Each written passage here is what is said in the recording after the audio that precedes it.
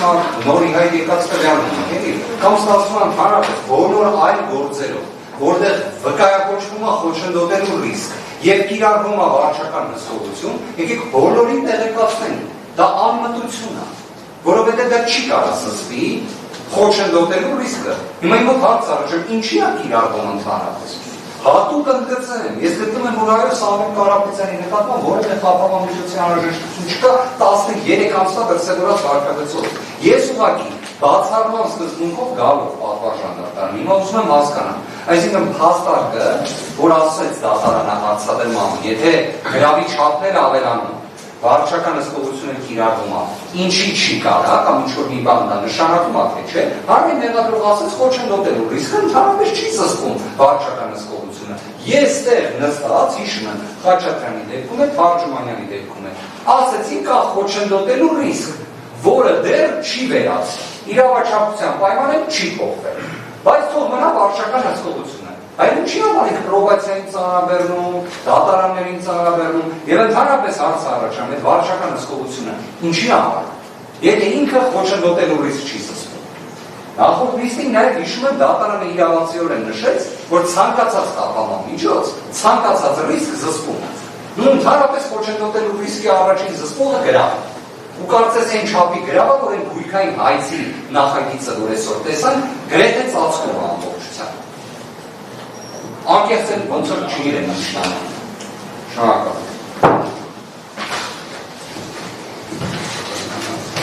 Քանի որ պաշտպան Վարդանյանն արձագանքեց, որպեսզի եթե այլ արձագանքներ կան, լսեմ, հետո չէ, համարենք հարցը ավարտված։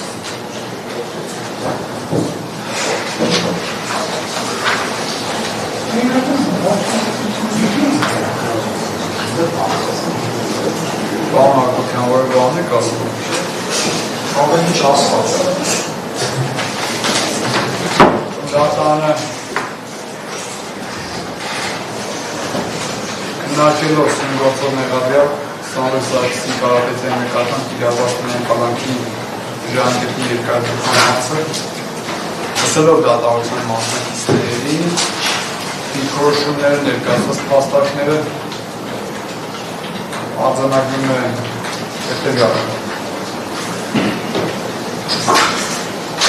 Անկախ ով մի դիրքորոշում է արտահայտում, բնականաբար իր տեսանկյունից, իր գնահատականները, դրանց մեջ կան թե օբյեկտիվ տարրեր և թե սուբյեկտիվ տարրեր։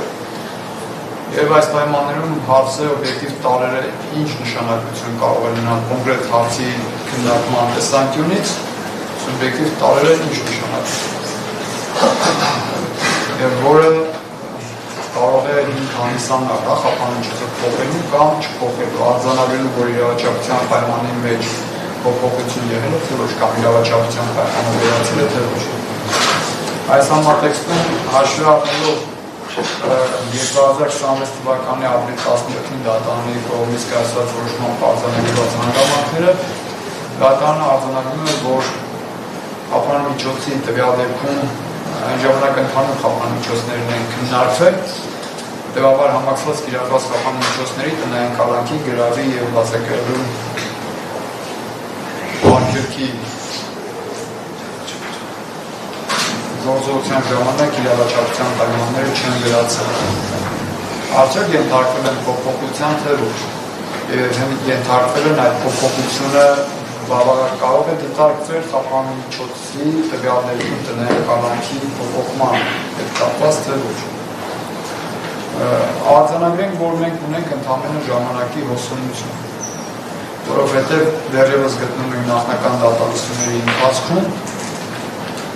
ապացույցման գործընթաց չի սկսվել, ապացույցներ չեն ստացվել։ Խափանմիջոցի կիրառման հիմքում դրվել է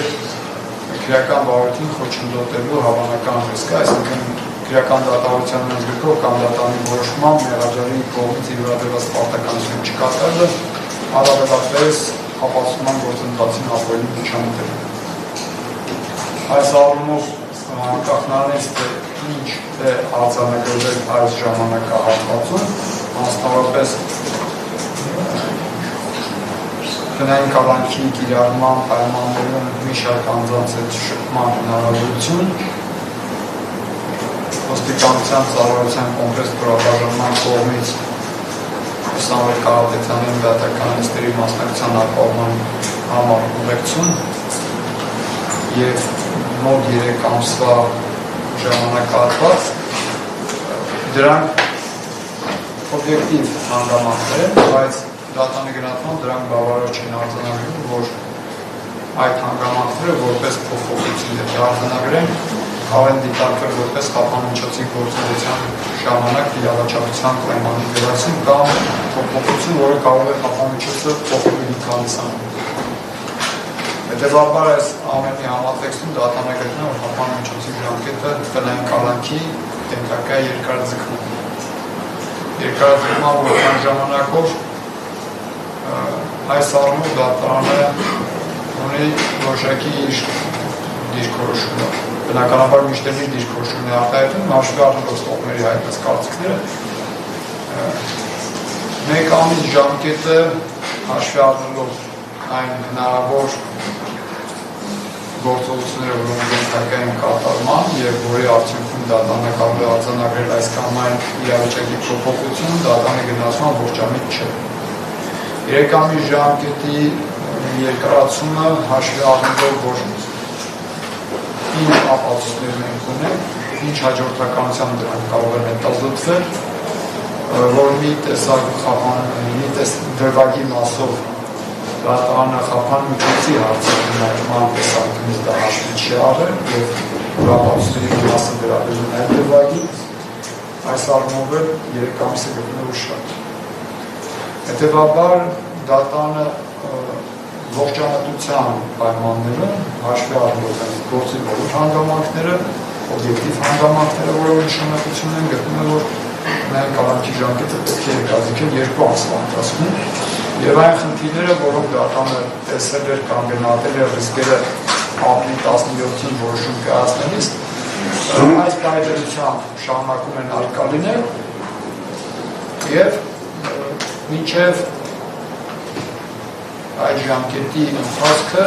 դատանը հնարավորություն ունենա այլի օբյեկտիվ գնահատման արժանացնել։ Այդ ժամանակ փոփոխություն կլինի, թե չի լինի, դատանը կարձանագրի տվյալ ժամանակահատվածի, այսպես ասած, վերջում։ Այս ամենի համատեքստում դատանը գտնում է, որ խափանմիջոցները հենց այն ծավալով չափով եւ պայմաններով, որոնք իրարված են եղել, պետք է պահպանել։ Դատանը ղեկավարելով քրեական դատավարության գրքի 31, 32, 34, 115, 116, 118, 119, 122, 270-րդ որոշում է սույն գործողությունները Սամսարիսի Կարապետյանի նկատմամբ իրավված տնային կալանքը ժամկետի երկարացնել 2 ամիս ժամանակով մինչև 2026 թվականի սեպտեմբերի 18-ը վերաբերում։ Որոշումը ստանալուց հետո այն 10-օրյա ժամկետում ըստեյության տնային կալանքի ժամկետի մասով կարող է որոշվել վերակրի չակարգության դատարան։ Տնային կալանքի պայմանները նույնն է, այսինքն արգելված է շփում ունենալ, արգելված է շփում ունենալ այն անձանցերը, որոնք տվյալները ժամանակին նշվել են որոշման մեջ, մյուս անձանցի շփումը իրատեսվում։ Այսքան խափանմիջոցների կապված։